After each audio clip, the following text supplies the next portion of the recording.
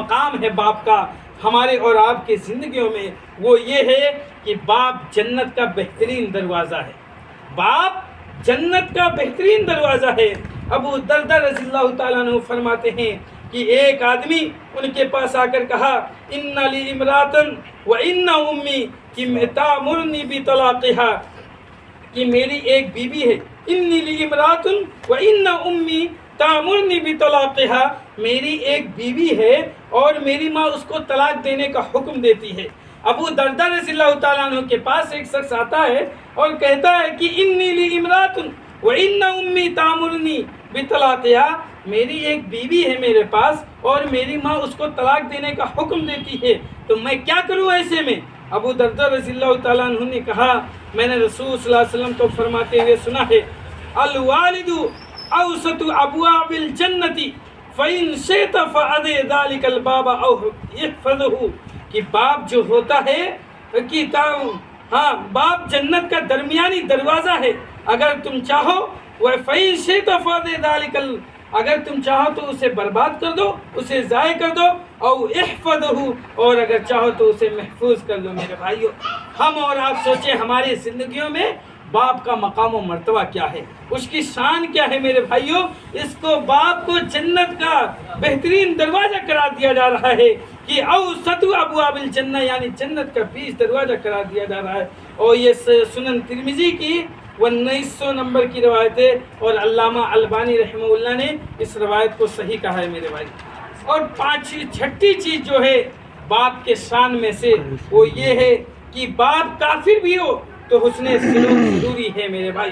باپ اگر کافر بھی ہے، نافرمان بھی ہے، گالیاں بھی دیتا ہے اللہ تعالیٰ کو، رسول کی رسالت کا بھی انکار کرتا ہے، احادیثوں پر بھی عمل نہیں کرتا ہے، پورے شریعت اسلامیہ کو بھی انکار کرتا ہے، لیکن اگر باپ اولاد اس کی اگر مسلمان ہے اور اس کا باپ کافر ہے میرے بھائیوں، تو اس کے لیے یہ ضروری ہے کہ حسن سلوک کرے، اچھائی سے پیش آئے، اس کے ساتھ اچھا صحبت اختیار کرے۔ ابو ہریرہ رضی اللہ تعالیٰ عنہ کی حدیث ہے کہ رسول صلی اللہ علیہ وسلم نے رئیس المنافقین عبداللہ بن ابی کے پاس سے گزرے اور وہ اپنے حواریوں کے ساتھ ایک دیوار کے سائے میں بیٹھا ہوا تھا۔ نبی کریم صلی اللہ علیہ وسلم کے گزرنے پر مارے حسد کے کہتا ہے قد غبر علینا ابن ابی کبشہ، قد غبر علینا ابن ابی کبشہ، کہ ہمیں ابن ابی کبشہ نے غبار آلود کر دیا ہے۔ یعنی رئیس المنافقین جو سردار تھا منافقوں کا، وہ اپنے حواریوں کے ساتھ بیٹھا تھا۔ اللہ کے رسول صلی اللہ علیہ وسلم کا گزر ہوا تو وہ رئیس المنافقین بولا قد غبر علینا ابن ابی کبشہ، کہ ابن ابی کبشہ جو ہے یہ ہم کو غبار آلود کر دیا ہے، یعنی ہم کو گرد و غبار جھڑک کے آ گئے ہمارے اوپر۔ میرے بھائیوں، اس بارے میں عبداللہ ابن ابی کے بیٹے کو جب اس کا علم ہوا کہ ہمارے ابا نے، میرے والد نے نبی کریم صلی اللہ علیہ وسلم کی گستاخی کی ہے، تو اللہ کے رسول صلی اللہ علیہ وسلم سے کہنے لگے والذی اکرمک والذی انزل علیک الکتاب لئن شئت لآتینک براسہ، کہ اس ذات کی قسم جس نے آپ کو عزت سے نوازا اور آپ پر کتاب نازل فرمائی، لئن شئت لآتینک براسہ، اگر آپ چاہیں تو میں اپنے باپ کا سر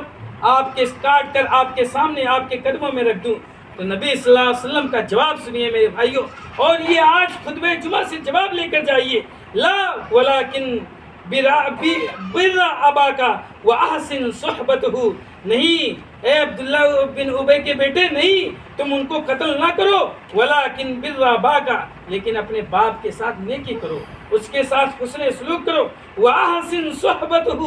اور انہیں اچھے صحبت کی تلقین کرو، انہیں اچھے صحبت کی تلقین کرو۔ میرے بھائیوں، یہ ہمارے اور آپ کا اسلام کا مزاج کہ ایک باپ کی حیثیت کیا ہے ہماری اور آپ کی زندگیوں میں، اس کا مقام کیا ہے۔ آج اگر ہم دیکھیں دنیا کا جائزہ لیں تو 80% والدین ایسے ہیں، ایسے پڑھے لکھے لوگوں کے جو پروفیسر ہیں، ڈاکٹر ہیں، انجینئر ہیں، لیکن باپ کی دولت انہیں نصیب نہیں ہے، ان کے ماں باپ اولڈ ایج روم میں ہیں، ان کو کھانے کو نصیب نہیں ہے میرے بھائیوں صحیح سے، ان کو کوئی ہر حوال پوچھنے والا نہیں ہے۔ میرے بھائیوں، یہ اسلام کا مزاج ہے اور اسلام یہ بتاتا ہے کہ باپ کا مقام کیا ہے، اس کی حیثیت کیا ہے، اس کی وقار کیا ہے ہماری اور آپ کی زندگیوں میں. اور ہمارے پاس جب دو پیسہ آ جاتا ہے، ہم بڑے ہو جاتے ہیں، تھوڑا کاروباری ہو جاتے ہیں اور ابا کو بھی مشورہ دینے لگتے ہیں. ابا کو کیا معلوم ہے، ابا کیا مشورہ دیں گے، ہمارے سامنے بوڑھے ہو گئے. نہیں میرے بھائیوں،